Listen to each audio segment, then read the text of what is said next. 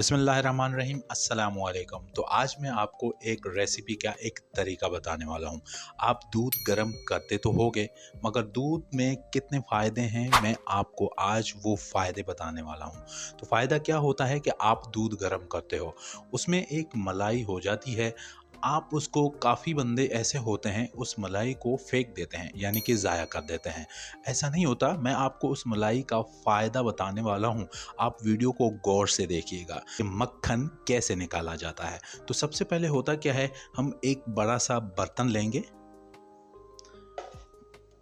उसके साथ हम ये फेंटने के लिए आप देख सकते हो इस तरह की कोई चीज़ उठानी है। आपके पास कोई लकड़ी का घुमाने वाला है तो आप वो भी यूज़ कर सकते हो।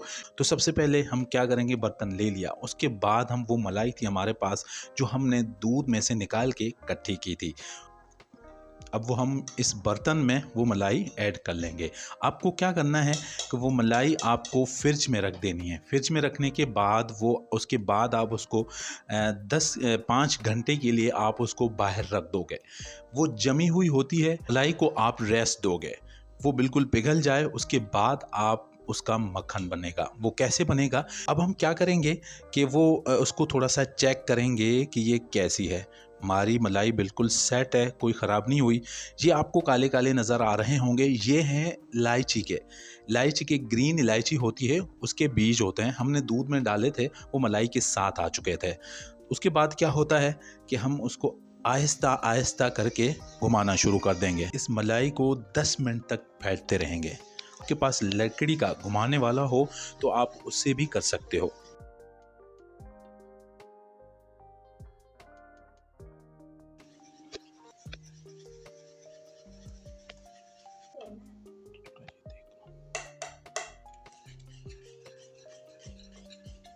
आपको इस तरह 10 मिनट तक आपको लगातार इस तरह घुमाना है, तभी आपका मक्खन बन सकता है और अच्छे से मक्खन बन जाएगा।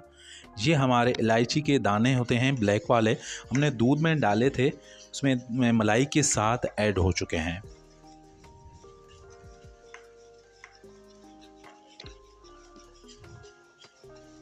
आपको अच्छे से मक्खन बनाना है तो इस तरीके से लगातार आप इस मलाई को घुमाते रहें।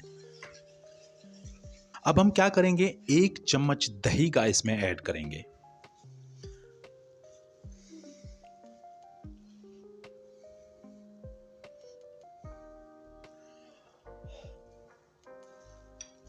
हमने 1 चम्मच दही का ऐड कर लिया। अब हम फिर से इसको दोबारा घुमाना शुरू कर देंगे। वो भी तेज़ी से आपको घुमाना है ताकि हमारा मक्खन अच्छे से बन सके। ये हमारा घुमाना बिल्कुल मुकम्मल हो चुका है। आप देख सकते हो इस तरीके से आप घुमाओगे तो बाकायदगी से आपको अलग से नज़र आना शुरू हो जाएगा। अब हम इसमें क्या करेंगे, बिल्कुल ही यख पानी ठंडा होना चाहिए, इसमें आपको वो ऐड करना है।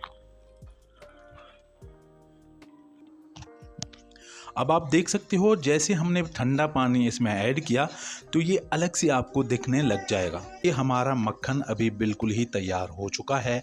अब हम इसको अच्छे तरीके से हल्का हल्का करके इसको घुमाते रहेंगे। आप देख सकते हो हमारा मक्खन बिल्कुल तैयार हो चुका है। अब हम आपको मक्खन निकाल के दिखाएंगे कि ये आप देख सकते हो कि कैसे बिल्कुल ही हमने मक्खन तैयार कर लिया है।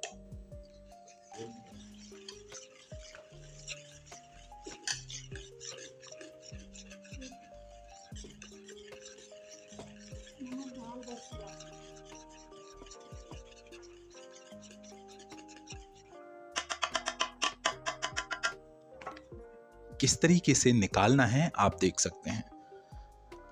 इस तरीके से आपको हाथों की मदद से वो मक्खन, तैयार शुदा मक्खन निकालना है। और दूसरे बर्तन में ठंडा पानी ज़रूर होना चाहिए।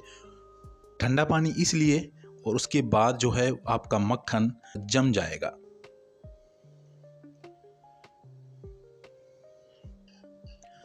आपको इस तरीके से मक्खन निकालते जाना है।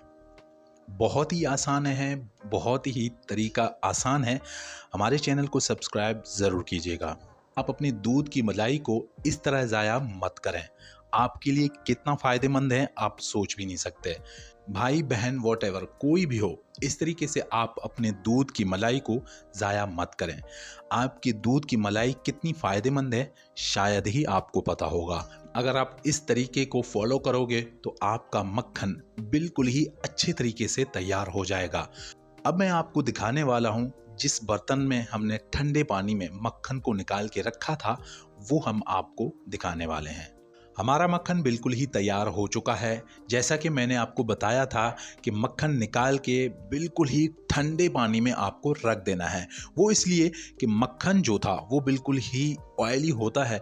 आप ठंडे पानी में रखोगे तो वो जम जाएगा और एक जगह पे रह जाएगा। अगर आप गर्म पानी में यानी कि खाली बर्तन में रखोगे तो वो पिघल भी सकता है और वो ज़ाया भी हो सकता है। अगर मेरी वीडियो पसंद आई हो तो चैनल को subscribe and bell icon press ज़रूर कीजिएगा। तो हर वीडियो में आपको इस तरह की रेसिपीज़ मिलती रहेंगी। तो मिलते हैं कल नेक्स्ट वीडियो के साथ, तब तक के लिए अल्लाह हाफिज़।